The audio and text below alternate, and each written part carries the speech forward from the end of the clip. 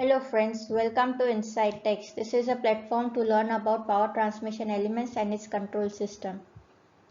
So friends, continuing in the substation control panel drawing reading series, today we are going to learn about DC wiring indication circuit. So friends, in previous video of this series, we have studied about CT and PT wiring drawing reading, and we have also seen AC and DC distribution wiring.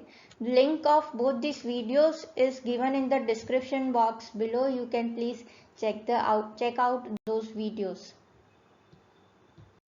So friends, up till now we have seen that for DC supply, 110 volt DC supply, J1 and J2 after this fuse are called as J3 and J4, and you can see this J3 and J4 after another fuse are indicated as L1 and L2 makes the indication circuit, right? So friends, in today's video we are going to cover about this indication circuit. One thing you have to observe in the drawing is here it is written as L1 dash 5.1 and L2 dash 5.1.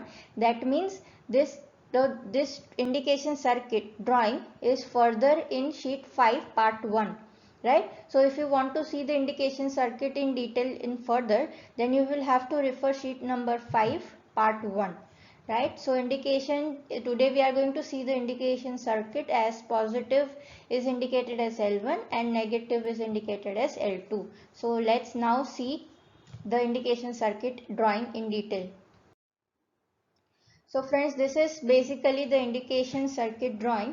The basic part over here is L1 and L2. See, you can see over here L1, besides L1 it is written as 4.2. That means before this this is the part of the connecting drawing in sheet number 4 part 2, right? So after that part this part comes. Okay, so basically DC is all about L1 and L2. Between L1 and L2 you can see all these various kinds of indications are provided.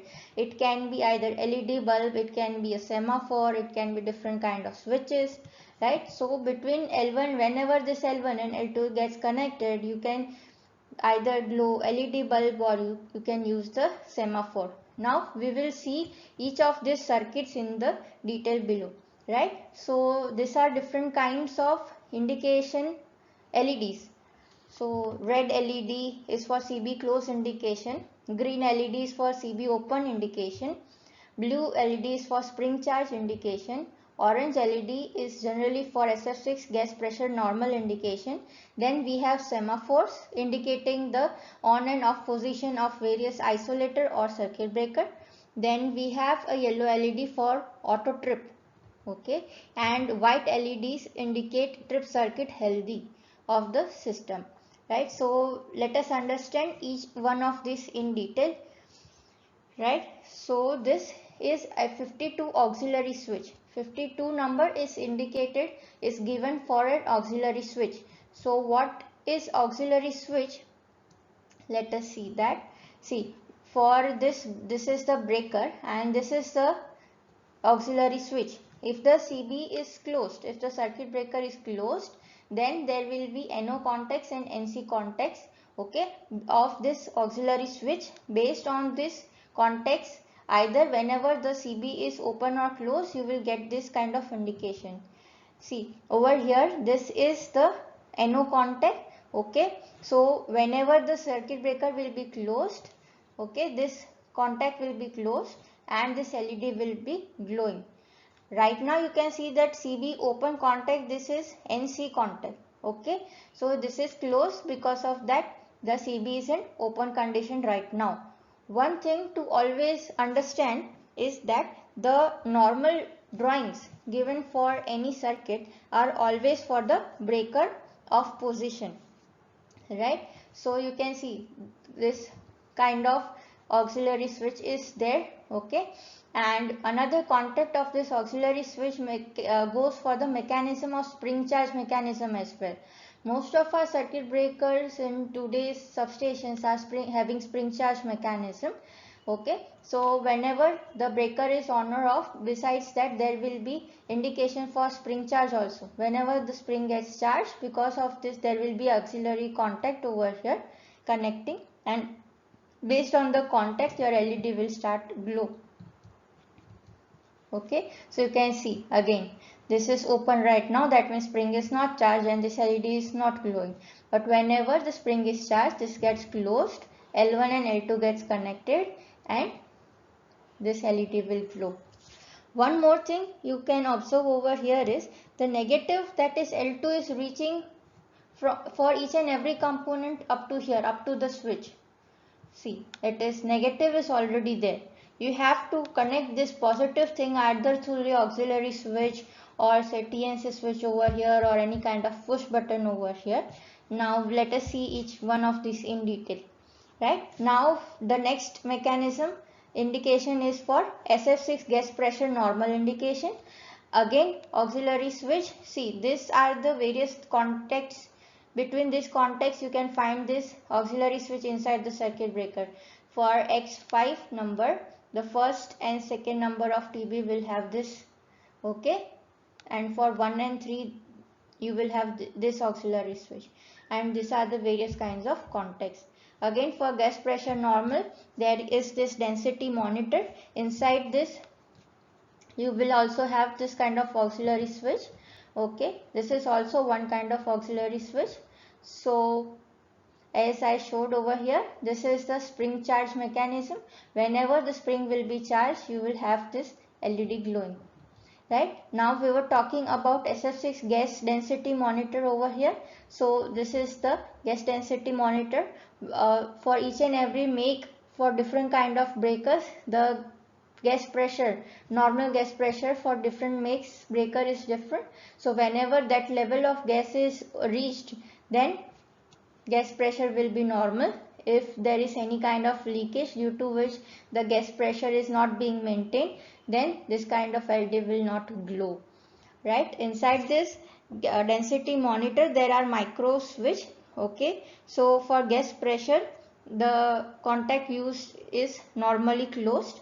Okay, right, so you can see over here. Again this kind of auxiliary switch is provided over here. Right, next thing we are going to see about is this semaphores. This semaphore is looking like this. Okay, so this is in on condition. Okay, whenever isolator is closed, okay, you can see this path is closed. Whenever the isolator is open, this needle will be tilted like this. Okay, so again this is auxiliary switch over here, 89 number given, and it is placed, the contacts of this auxiliary switch are between point number 8, 9 and 10. Okay, these are the two contacts. So behind this semaphore you can see there is one contact for close and two contacts for open. Okay, so you can see over here. Okay, so this is how it looks from the behind. Right, similarly there is a semaphore for circuit breaker also. This is basically an indication whether it is open or closed. Okay, so next part is auto trip LED. So when does auto trip LED come? So this kind of indication will be there whenever you try to close the breaker. Okay, but the breaker doesn't close properly due to any kind of issue, then auto trip LED will start glowing. That means your breaker has not been operated properly. So this kind of auto trip will occur. LED will glow.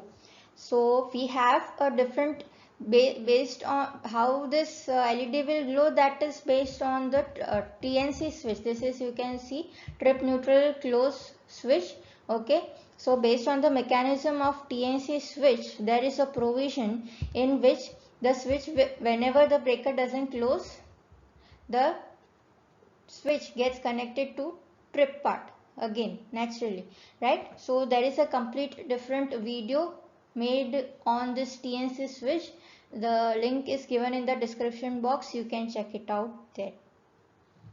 So you can see this is the TNC switch in the middle. If the breaker doesn't close, it automatically gets tripped. So that is called the auto trip. Again, this uses one auxiliary switch that is normally closed, right? Okay, next part is trip circuit healthy supervision.